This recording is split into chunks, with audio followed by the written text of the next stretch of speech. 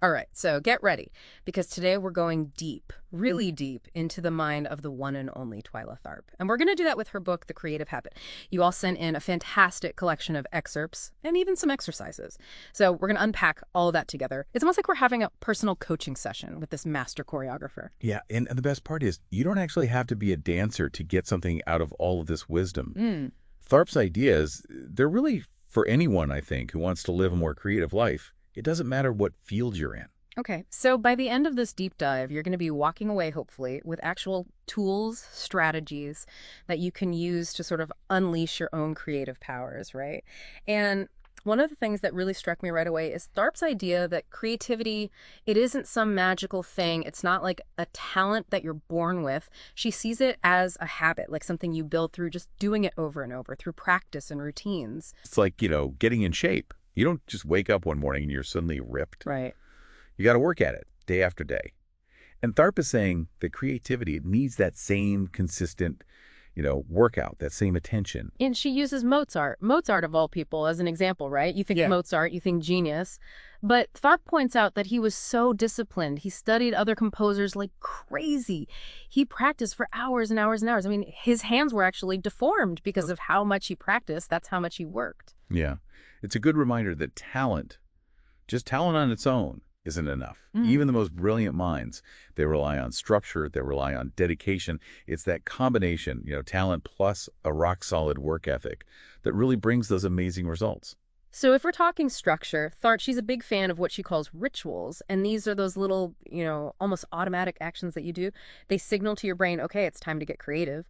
She says they can really help you overcome that kind of, that resistance that we all have to getting started. Rituals, I think, are so powerful because they help us get rid of what's called decision fatigue. You don't waste energy thinking, okay, am I feeling creative today? You just do those steps. You go through the motions of your ritual and your brain sort of falls in line. It's almost like, automating the starting line so you can just focus your energy on the work. Yeah, I love the example she gives, like her own morning workout, which is like non-negotiable for her. Or a friend of hers who always lights a candle before yoga. It doesn't have to be anything fancy, right? It's just doing it over and over that really matters. What about you? Do you have any rituals that help you get in that creative headspace? Oh, yeah, absolutely. I find that making myself a cup of tea and just stepping away from my desk for a few minutes before I sit down and write really helps me get into that creative headspace. That's a great one. I find that even just switching like from my computer to a notebook can help me shift into kind of a different way of thinking. It's really about finding those little triggers, that work for you. Yeah, exactly. And those rituals can be like so important when it comes to dealing with those creative anxieties that Tharp talks about, which, let's be honest, can really like totally derail us. Oh, yeah. Her list of the 5 big fears, it's so relatable. Fear that people are going to laugh at your work, fear of being unoriginal, the fear that your idea isn't going to be as good as you pictured it in your head. Yeah. She really like nails those universal anxieties. But what I appreciate is that she doesn't just leave us with those fears. She gives us some strategies to actually deal with them. She says it's important to just acknowledge and name those fears. Sometimes, just saying those anxieties out loud can make them less scary. It's like you're taking away their power, right? Yes. They're not these big scary monsters anymore. They're just, thoughts, and you can deal with them. Exactly, exactly. And then she has this idea of a distraction diet, which I think is so interesting. It's about kind of temporarily cutting out the things that tend to steal your focus.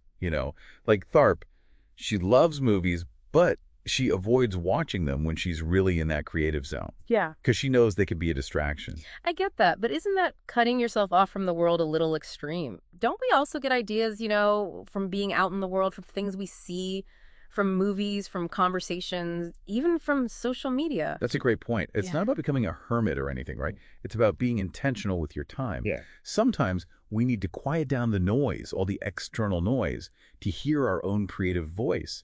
It's really about finding that balance.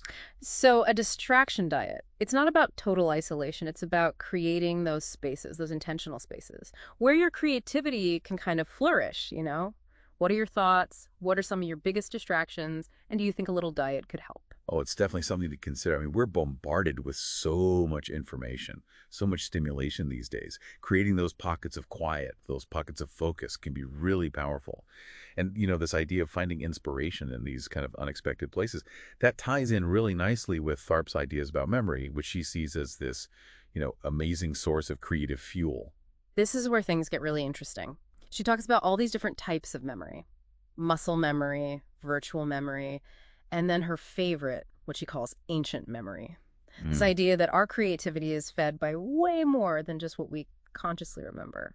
That ancient memory thing, it got me thinking. It's like she's saying that we're not just these individuals, or we carry these echoes of like all of humanity's creative journey inside of Yeah. us. What if like the best, most original stuff we do is actually rooted in the distant past? Hmm. You know? She even shares this amazing story about using a photograph of an ancient Cambodian pot to inspire a dance about migration. It's really about looking for those unexpected connections, those sparks of inspiration in seemingly random places. Think about it, like those echoes of ancient stories, of rituals, of emotions, they're all inside of us.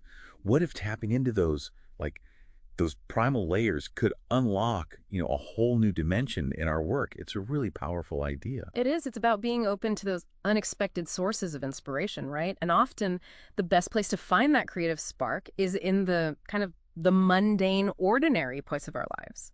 Tharp wants us to see memory as way more than just facts, right? It's this living source of inspiration, and we can all learn how to use it. Yeah, and she encourages us to actively use our own memories for creative fuel. Like think about your childhood experiences, your past travels, even like skills that you've forgotten about. All of those hold these little, nuggets of inspiration just waiting for us to uncover them. So, what memories stand out to you? Could they be the starting point for a creative project? Maybe a vivid dream you had as a kid, a conversation that sparked an idea, or even just a feeling you can't shake, you know? What do you think? It's really about paying attention to those little details Yeah. and allowing them to, spark something new. And speaking of kind of unearthing those hidden gems, Tharp introduces this concept of what she calls scratching. And it's this idea of actively looking for those smaller ideas that can eventually grow into those bigger breakthroughs. It's about proactively making those possibilities happen, not just waiting around for inspiration to hit you, you know? Yeah, and she emphasizes that scratching, it's about getting your hands dirty, really exploring different paths, and not being afraid to go down those rabbit holes. It's not about having the perfect plan right from the start. It's about playing. It's about experimenting. I love that story she tells about the student who was trying to write an essay about the United States. And it just felt too big, too overwhelming, you know? But when she finally just focused on one storefront, she found her voice. And the ideas started coming. It's a great example of how sometimes, limiting ourselves to a smaller frame can actually open up this wider perspective. Sometimes those seemingly insignificant things, they hold the key to something much bigger. So let's try to put this into practice, right? What small, seemingly insignificant things have caught your attention lately? Could they be the beginning of something bigger? It could be a pattern you saw on a walk, or a bit of conversation you overheard, or even just an object that made you curious, you know? It's about building that habit of noticing, of paying attention to those details that might otherwise slip away, because those details could be the start of your next creative masterpiece. So now that you've got all these ideas bouncing around, Tharp brings in another key element, the spine. Think of it like the DNA of your work, right? It's that core idea, the driving force, the thing that gives it shape and meaning. You might not always see it directly, but it's what holds everything together.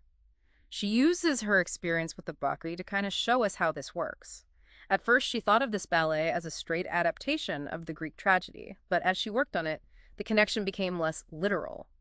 Yeah, it's a great example of how the spine acts as this guiding principle throughout the whole creative process. The audience might not always get it, but it's like an internal compass for the artist. She gives some really good examples of spine in other art forms, too, like that survival theme that runs through all of Buster Keaton's films, or the journey of the characters in her own musical, Movin' Out. It's that invisible thread that ties everything together. So if we connect this back to your experience, think of the spine as that driving force behind all your creative work.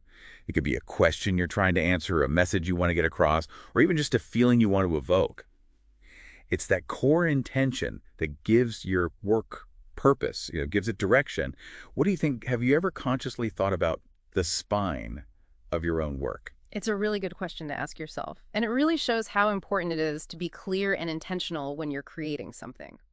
Okay, so we've talked about the importance of preparation, rituals, facing those fears, tapping into memory, and finding your spine. But let's be real, even with the best plans, sometimes things just don't go the way we expect, right? And that's where Tharp's view on failure comes in. She doesn't see failure as the opposite of success, she sees it as a crucial part of the whole process. What's interesting is Tharp, she actually embraces failure. She talks about how her musical, Moving Out, it got some really harsh reviews, when it first opened in Chicago. Oh, yeah, I remember reading about that. Didn't some critics even call it a disaster? Yeah, they were not kind. But, instead of just giving up, she used those critiques, she used that feedback to rework the show. And guess what? Yeah. It ended up being a huge success on Broadway, even won a Tony for Best Choreography. That's such a good example of like how being resilient and being willing to learn from your mistakes, it can really lead to bigger creative wins. She actually has a whole chapter in the book dedicated to failure.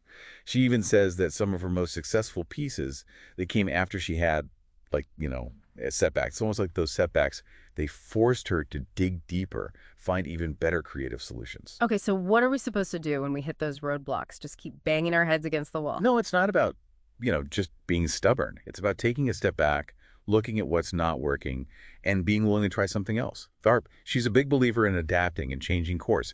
She says, failure isn't the opposite of success. It's part of the process. That's a great quote. It makes you think about how you react to failure, right? Do you let it stop you in your tracks, or do you see it as a chance to learn, to grow, to refine your craft? I think we all have those moments of self-doubt, Yeah. but it's how we deal with those moments that really defines our creative journey. And this brings us to another important idea from Tharp, the concept of the long run. She talks about artists like Beethoven, Verdi, who didn't just create a couple of masterpieces and call it a day. They kept pushing the limit, experimenting, evolving their work throughout their entire careers. And that's a key takeaway for you, right? Yeah. Creativity, it's not like a destination, it's a journey. It's about constantly challenging yourself, getting out of your comfort zone, and really embracing the unknown. It's like that saying, life is about the journey, not the destination. But in this case, the journey is about always becoming a more well-rounded creative person. Exactly. It's about having that long-term vision, that commitment to, nurturing your creative spirit and letting it guide you throughout your life. Speaking of nurturing that creative spirit, Tharp, she's really big on developing your skills. And she's not just talking about raw talent here. She's talking about putting in the work to really master your craft. Yeah. She believes that perfect practice makes perfect, and that even the most accomplished artists, they still need to practice to keep their skills sharp. She says that, in a way, art is a democracy of habit. Whether you're a dancer, a writer, a musician, you got to put in the time if you want to stay at the top of your game. She even talks about how Baryshnikov, one of the greatest dancers of all time, was known for his insane work ethic. He never just coasted on his talent. He was always trying to get better. That's pretty inspiring. It is. It reminds us that, mastery, it's not like a one-time thing. You achieve it and you're done. It's an ongoing process. It's about always wanting to learn, to grow, to push the limits of what's possible. And it's not just about technical skills, right? Thop also talks about developing those broader creative skills, the ones that can help us approach any problem with a fresh perspective. Yeah, she highlights skills like being able to analyze, to observe, to compare, and even questioning our own assumptions. Those are the mental tools that help us come up with new ideas, see things differently, break free from those creative ruts. Oh, those ruts, we've all been there. It's like you're stuck doing the same things over and over, getting the same results and wondering why nothing's changing. Exactly. Yeah. And Tharp offers some great strategies for getting unstuck. She says it's about recognizing when you're in that rut, being honest with yourself about what's not working, and then, most importantly, being willing to change things up. She gives this great example of how Paul Newman of all people, actually helped her get out of a rut when she was working on the musical The Red Devil Battery Sign. She was stuck with the choreography. But Newman, who was the star of the show, he had a different idea for his character. And by challenging her assumptions, he actually helped her have a breakthrough. Sometimes, we need that outside perspective to give us a little push in a new direction. It's amazing how working with other people can spark those unexpected solutions. It's like that saying, 2 heads are better than 1. Absolutely. And speaking of working together, Tharp, she also talks about the importance of knowing when to stop tinkering, to recognize when something is actually finished. It's easy to get caught up in the details and lose sight of the big picture. I think we've all been there, right? Endlessly tweaking and revising, never feeling like it's quite good enough. Tharp says it's about finding that balance between striving for excellence and knowing when to just let go. Sometimes the best thing you can do is just say, enough. It's about trusting the process, trusting your gut, and having the courage to, put your work out there, even if it's not perfect. What are your thoughts? Do you struggle with knowing when to let go of a project? Oh, it's a constant battle for creatives, I think. But Tharp's point, I think, is that perfectionism, it can really hold you back. Yeah. It's better to release something good than to cling to something perfect forever. That's a really good point. And speaking of releasing things, Tharp also encourages us to, find inspiration in unexpected places. She talks about how important it is to be open to new experiences, new ideas, new ways of seeing the world. Yeah, she's a big believer in exposing yourself to different art forms, different cultures, different points of view. It's about feeding your creative soul with a diverse range of input. She talks about finding inspiration in everything from ancient sculptures to jazz music, even the way a bird moves. It's about looking beyond the obvious and finding those hidden connections that spark new ideas. And that leads us to another really important concept, working with the best. Tharp, she really emphasizes how important it is to collaborate with talented, inspiring people, people who can challenge you, push you to grow, and make your work better. Yeah, she talks about how she's worked with some amazing artists throughout her career, people like David Byrne, Milos Forman, Philip Glass. And she says a lot of her success comes from those collaborations. It makes you wonder if we all need to be a little more intentional about seeking out those kinds of partnerships. Absolutely. Yeah. It's about recognizing that, creativity, it's not always a solo act. Sometimes the best ideas come from the kind of the friction, the synergy of working with other people. She also has this idea of creating what she calls a validation squad. Basically, it's a small group of people you trust, friends and colleagues, who you can count on to give you honest feedback about your work. Yeah, and the key is to choose people who, they have your best interests at heart, but they're also willing to give you that constructive criticism. It's about having that safe space where you can share your work in progress and get those valuable insights. She's very specific about the qualities she looks for in her own validation squad. They have to be talented, supportive, not competitive, and most importantly, brutally honest. I think that's so key, right? Having people who will tell you the truth, even when it's hard to hear. It's about having that feedback loop that helps you refine your work, push your boundaries, and ultimately create something truly great.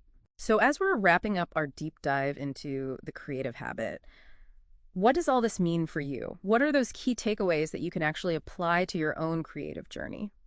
We learned that creativity, it's not some mystical gift, it's a habit. Mhm. And we can develop that habit through consistent practice, through establishing rituals, through facing our fears. We also learned about embracing failure, seeing those setbacks as opportunities for growth. And we talked about the importance of finding our spine, that core idea that gives our work meaning and direction. And of course, the value of honing our skills, both the technical ones and the creative ones. And we can't forget about the power of finding inspiration in unexpected places, collaborating with others, and building that support system of people who can challenge us and give us honest feedback. It's been quite a journey going through Tharp's philosophy. Yeah. And as we're talking about all this, it makes me think about one of the exercises that she has in the book, where she asks you to imagine that you could shadow her for a day. Oh, that's a fun one. Yeah. What would you ask her? Exactly right. If you had that opportunity, what one question would you ask Twyla Tharp about her creative process, her, journey, her whole life's work? What do you think? Oh, man, that's a tough one. There's so much, we've covered Yeah. so many insights. I know. It really shows you how much there is to learn about creativity. It's like this lifelong thing, isn't it? Absolutely. And I think that's one of the biggest things I take away from Tharp's work. That creativity, it's not, this magical thing that only some people have. It's a practice. It's a way of being, and we can all cultivate it. Yeah, it's about showing up, doing the work, and trusting the process. Even when things get messy, even when you hit those bumps in the road, the key is to keep going. And to remember that failure, it's not the end. It's just a detour, And sometimes those detours take you to even more interesting places than you originally planned. So as we wrap up our deep dive into the creative habit, I want you to kind of hold on to that thought. You have the power to unlock your own creative potential.